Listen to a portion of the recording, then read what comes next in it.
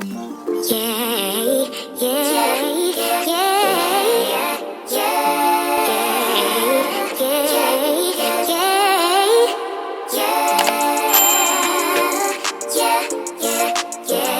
Hey y'all, so we just gonna get right into this episode of Married at First Sight.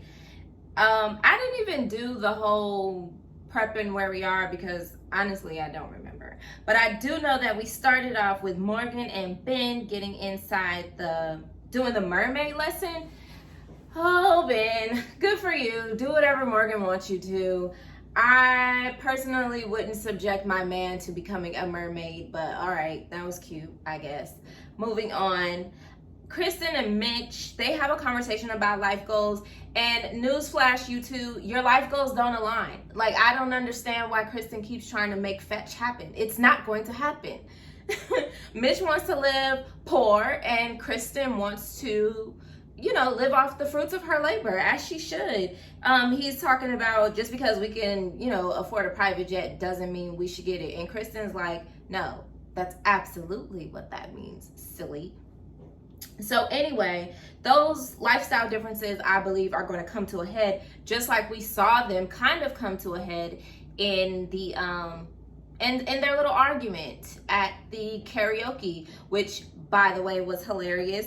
Our boy Mitch, it was a bop, okay? Mitch said some, I have sex with my wifey. I hit it from the what? Mitch, you hit it from the what? That was super funny. Kristen talking about this is the most, I think she's doing the most when she's talking about this marriage is like close to what she imagined. Girl, really? You imagined overcompensating and being overly understanding to keep this man that is in love with trash? Nah, I don't think so. I'm gonna jump over to Sasha and Nate. They're having the love conversation, and Nate reveals that he's on the spectrum of love.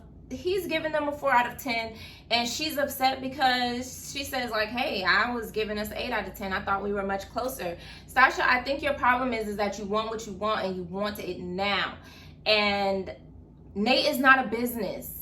You can't run him that way. He is a human, and like he said, he still needs time. He's like, I still want to, like, I want to court you still. I want to see what you like. I want to see your soul, and I haven't seen all of that in just 3 weeks, and already you want me to be in love with you. I think that Sasha's insecurities are rising to the surface, and it's not turning out well because Nate is finally, he tired of it. He like, either you gonna believe these words, let's work to love and not just try to jump right into it right away just because this is what you want. And I think Nate's right. I think she needs to give him a chance. I think she's putting a ton of pressure on him.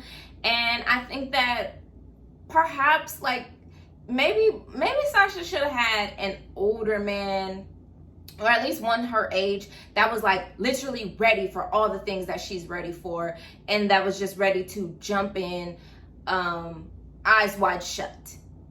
I think that's what she wants.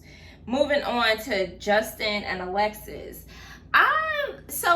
You guys know all this time I'm not here for them. I think Alexis is faking. But this episode, I felt like it was kind of ugly. Alexis, like, she always puts down Justin's sex life. He admitted to her in this episode that he didn't have sex until he was 20, I believe. And she's like, oh, you're a late bloomer. Like, girl, you're showing your hand. You're showing us that you're really not, to me, she's showing that she's really not physically interested in him by always like knocking on the fact that he's celibate and now is, oh, you're a late bloomer, you didn't have sex until you were 20. Like, girl, you're doing a lot. And I don't know, like, to me it's like it's coming off mean now.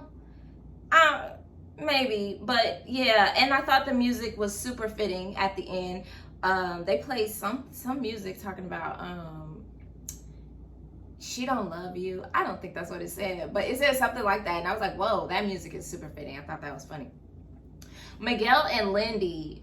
So Miguel meets up with his homeboy from the housewarming party. And just what I said I was afraid of, Lindy oversharing, that's exactly what I was afraid of. Homeboy shares his concerns with Miguel that, are you sure you've gotten past the Jekyll and Hyde thing with her? Like, she's showing you who she wants you to see as opposed to who she really is. She showed us who she possibly really is, and it kind of put a damper on things. That's what I was talking about. You just, although they are married too, and they are his trusted friends, and they are a married couple, they don't know you, sis. So you can't just go over there and be throwing out all of that crazy stuff, all that entitlement, as I like to call it, about you needing health insurance and he needs to provide you health insurance because you are his wife now. You're his wife that don't even want to take his last name. Goodbye. But yeah, you shouldn't have done that. I didn't like it. And then fast forward, I'm going to shoot over to Borgen. That's cute. A little mix. Morgan and Ben. I absolutely love Ben's vulnerability. He opened up so easily with her. I pray that she can forgive him now for what was said on the honeymoon. Men don't do that, He opened, like, he was just super open, and I don't even know where that came from. I don't know if she was expecting it. I was disappointed in how she received it. I thought she could have been more loving, kind of, like more, like, give him some reassurance with some physical touch or something. I thought that she was a bit closed off, and even later on, when they were having another vulnerable conversation, she was like, well, I don't have anything to say. I think that Morgan should have been more open and embraced that softness and that openness and that transparency and that vulnerability that he showed her, because men don't do that. Sis, he made a mistake. He's trying to make it right, and we'll never want to hear about that honeymoon again because he did that, baby. And that's all I really have for this episode, you guys.